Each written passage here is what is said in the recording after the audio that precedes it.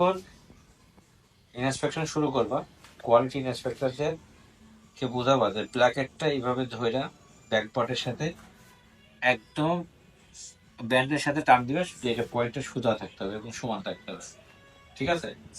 এরপর প্রত্যেকটা জয়েন্টে কোয়ালিটি ফ্যাক্টরি ইনস্ট্রাকশন দিবা, যে যে জায়গা যে স্টিচের শেষ হয়েছে, যেমন পকেটের এই মাথায় এখানে জয়েন্ট ঠিক থাকতে হবে, কোনো সুতা থাকতে পারবে না, এখানে সুতা থাকতে পারবে না, এখানে সুতা থাকতে পারবে না। প্রত্যেকটা জয়েন্টের শেষে, প্রত্যেকটা স্টিচের শেষে দিয়ে এটা হবে।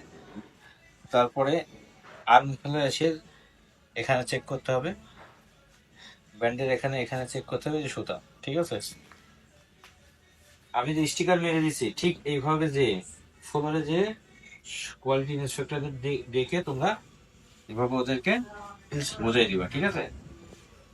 এরপরে কলারটা বসছে কিনা সুন্দর করে এটা চেক করতে হবে, ঠিক আছে? এটা হালাফান ঠিক থাকতে হবে, শোল্ডারের ড্রপটাও ঠিক থাকতে হবে, ইভেন থাকতে হবে, এবং প্রত্যেকটা গার্মেন্টের তোমার এই পয়েন্টগুলো সমান থাকতে হবে, ইকুয়াল থাকতে হবে। হ্যাঁ, এটা ছোট বড় মিলে এটা একটা ডিফেক্ট, ঠিক আছে?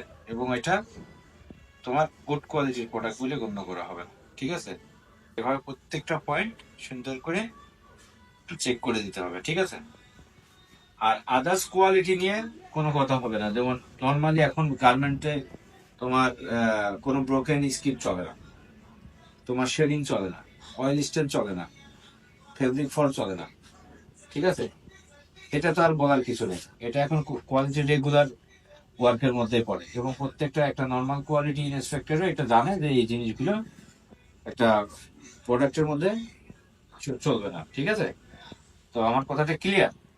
এবং গার্মেন্টসের এফিরিয়েন্স ঠিক রাখার জন্য সবার আগে লুজ থ্রেড এবং আনকাট থ্রেড একটা গার্মেন্টস থাকতে পারবে না, এটা খুবই ইম্পর্টেন্ট। কি বুঝতে পারছেন সবাই ক্লিয়ার বিষয়টা? ওকে, থ্যাংক ইউ। কন্টিনিউ। এরপরে ইনসাইড উল্টাইলাম বাটনগুলা, বাটনগুলো এই প্লাকেটটা যখন চেক করবে কখনোই যেন নিচের প্লাকেটের অংশটা দেখা না যায়, এটা ওভারল্যাপ থাকবে, ঠিক আছে?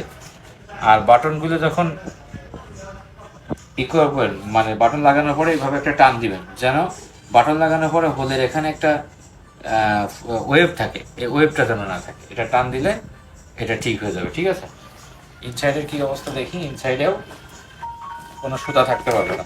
গার্মেন্টসের জন্য সুতা লুজ থ্রেড আর কাট থ্রেড গার্মেন্টসের জন্য হারাম, বুঝছেন? ক্যান্সারের মতো আর কি, ঠিক আছে? বেসিক্যালি যে এইগুলো যে রয়েস কাটা হয়েছে, এই রয়েস কাটার পরে দেখবেন যে এখান থেকে যে লুজ থ্রেড গুলো বেরোবে এগুলো এখানে থাকবে, এটা খেয়াল রাখবেন। ইনস্পেকশনে যেন কোনো বায়ার কিউসি কোনো স্টিকার না মারতে পারে একটা গার্মেন্টের। যখন স্টিকার মারতে পারেন তখন আপনি আপনার কাজে সাকসেস, যে আপনি যে কাজ করছেন এটাতে আপনি স্যাটিসফাই থাকবেন তখন, ঠিক আছে? আর অবশ্যই কেয়ার লেভেলটা চেক করবেন, এসকিউ চেকের ওখানে কোনো কেয়ার ইনস্ট্রাকশন মিস্টেক আছে কিনা, যদি সাইজ থাকে সাইজ ঠিক আছে কিনা, এবং যতগুলো সাইজ আছে সব মিলাতে হবে, হ্যাঁ, ঠিক আছে? উইথ প্রাইস টিকিট এবং হ্যান্ড ট্যাগ, কথা ক্লিয়ার? এবং এই সুতাটাও থাকতে পারবে না, এটাতে স্প্রে বাটন তোমরা কেয়ার লেভেল লাগাইছে, এখানে একটা সুতা আছে, এটাও থাকতে পারবে না, কথা ক্লিয়ার? ধন্যবাদ।